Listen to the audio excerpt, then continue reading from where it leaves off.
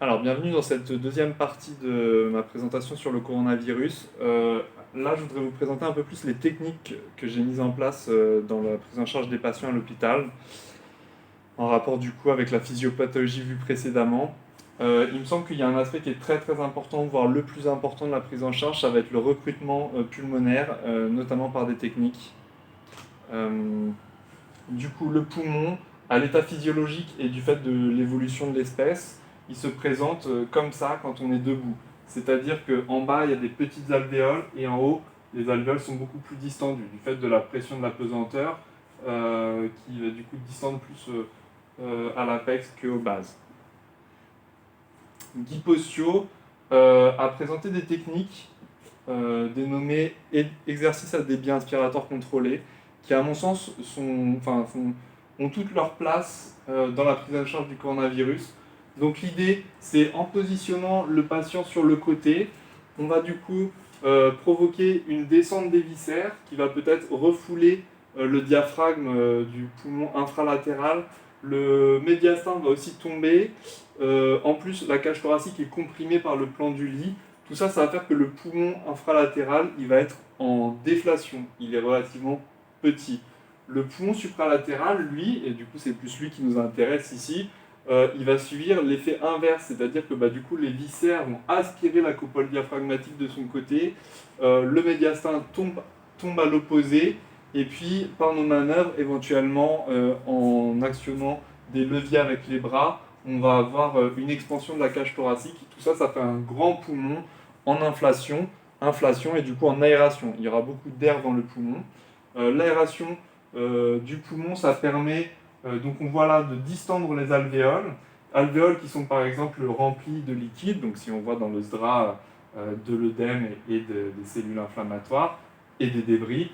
Du coup, en dilatant le sac alvéolaire, on a un recrutement justement des zones qui ne l'étaient absolument pas jusqu'à présent. Ce recrutement va permettre, si jamais on prend des grandes inspirations, qu'on permet un temps de pause, ça va permettre la diffusion de l'air, et tout ça, ça va pouvoir chasser les sécrétions, lever les atelectasies et recruter, donc rendre vivant un territoire alvéolaire. La limite à ça, ça va être tout ce qui va être les barotraumatismes, volotraumatismes et puis éventuellement atélectotraumatismes. C'est-à-dire qu'en recrutant le poumon, si on le fait de manière trop violente, ça va pouvoir provoquer des lésions alvéolaires. Euh, Lésions alvéolaires, le patient lui-même, on parle des PCLI, souvent patient self-induced lung injury, c'est quelque chose dont on parle souvent chez un patient sous ventilateur parce que l'action du patient plus l'action du ventilateur, ça va provoquer des lésions. Mais dans un cas de Covid sévère, il y aura cette capacité qu'aura le patient à se provoquer certainement des lésions juste à respirer. Euh, donc ça, c'est un peu la limite que je mettrais à ces exercices à débit inspiratoire contrôlé. C'est que si on le fait à un moment où le tissu parenchymateux est trop fragile, le patient risque d'aggraver son état physiologique.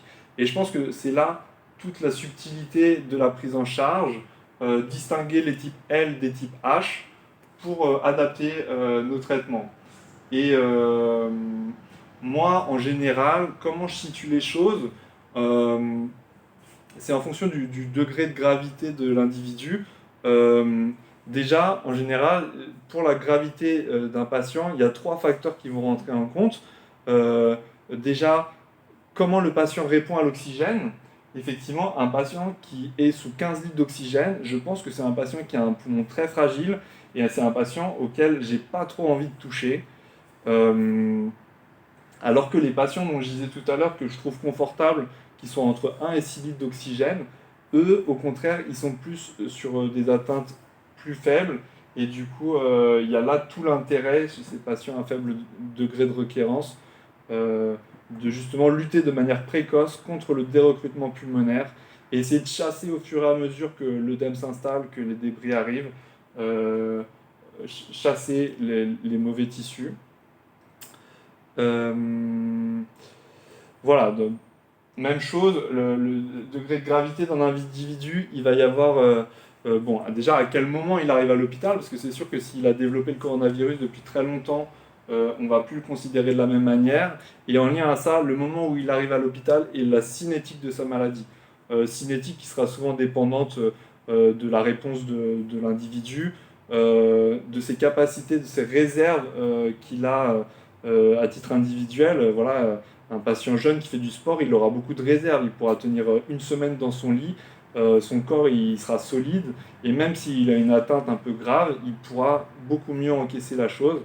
Et puis enfin, les comorbidités de l'individu. C'est sûr que quelqu'un qui a des atteintes respiratoires de par ailleurs, qui a de l'emphysème par rapport à de la BPCO, il va avoir un tissu pulmonaire qui sera plus fragile. Donc l'idée, c'est de jongler sur tous ces éléments pour trouver les indications à nos techniques. Moi, je pense que chez un sujet qui a une cinétique rapide de la maladie, qui arrive et en quelques jours, il passe de 0 à 15 litres d'oxygène, qu'en plus il a des pathologies associées, que c'est un sujet âgé, euh, qu'il est inflammatoire, inflammation, enfin, le fait qu'il soit pyrétique, que son corps chauffe, vient nous indiquer que la réponse immunitaire est en place, et peut-être trop en place. Tous ces facteurs-là, si ça va trop vite, pour le coup, je pense qu'on est sur cette typologie de patient. Cela dit, donc ça c'est une image de fibrose pulmonaire, et je pense que c'est ce vers quoi nos patients se dirigent après avoir eu un SDRA sévère, c'est l'installation de la fibrose, et c'est ce sur lequel je pense qu'il faut vraiment lutter. Moi j'ai eu des échos de certains patients d'une trentaine d'années qui faisaient au test de 6 minutes de marche à peine 150 mètres. Moi, les patients que je prends en charge, ils ne sont pas du tout sous cette condition. Et en plus, ils sont tôt par rapport à la maladie. Pourquoi? Parce que le fait, chez des patients relativement solides, de faire des manœuvres de recrutement, c'est à mon sens le meilleur moyen de lutter contre l'installation d'une fibrose pulmonaire et, euh, et de permettre derrière des capacités à l'effort plus importantes.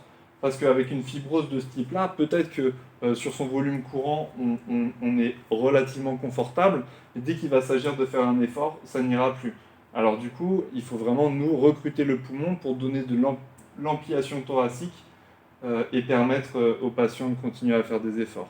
Donc chez ces patients, peut-être plutôt un type L solide, je pense qu'il faut de manière aussi précoce euh, faire ces manœuvres de recrutement. Et donc, voilà, en conclusion des techniques respiratoires, c'est trouver la balance, l'équilibre entre vouloir à tout prix lutter contre la fibrose, mais du coup induire des lésions pulmonaires trop importantes pour que le patient s'en remette, et puis sinon vouloir agir de manière précautionneuse et au final laisser s'installer des tableaux cliniques comme ça qui sont délétères.